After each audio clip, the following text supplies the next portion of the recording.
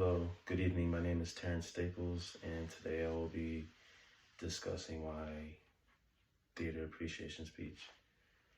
So, throughout this class, I learned a lot about different cultures,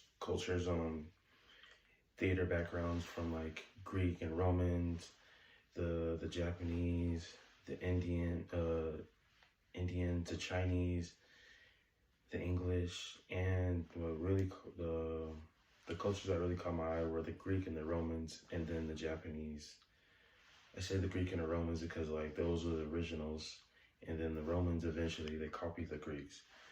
But like I think copying other cultures is just it's something that like all the cultures do, and it's a part of like getting better.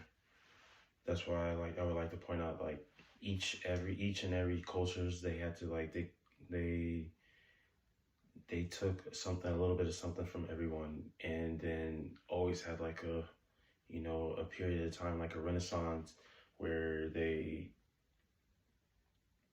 started to get enlightened, start to challenge new ideas.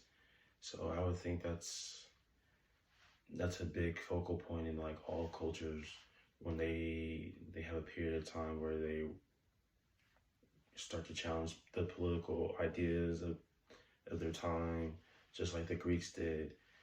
A lot of their plays were social satire and political satire, and even the Japanese, and they're known for being traditional and not really speaking out like that. But even they had political satire, even though they had a very strict government and could be killed for it. But people would like to come see that type of stuff.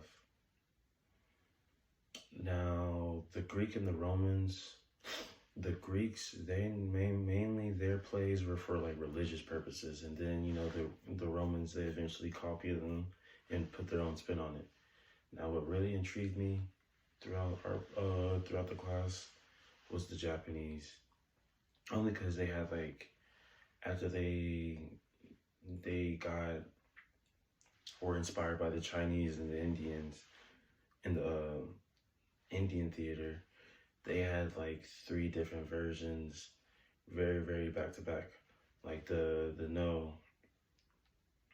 No theater started off as it was very traditional,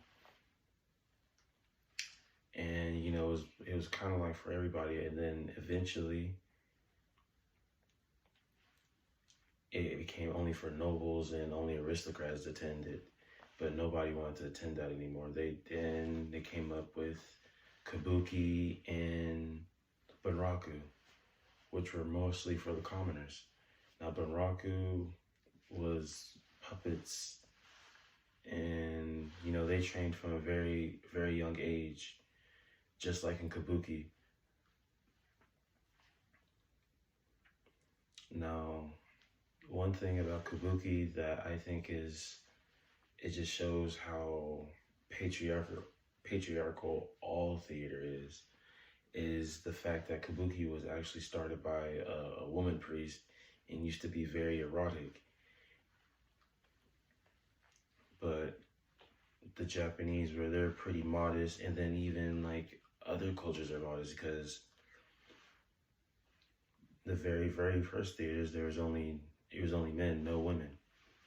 And that was the intriguing thing about Kabuki. It started off as woman, like being mainly performed by women, and then all cultures, because it's like a patriarchal society, will incorporate modesty inside of it, and then eventually got rid of all women altogether. But over time, it still stayed like pretty erotic. And even then, like, they had the young boys training from a young age and kept the girls out of it. So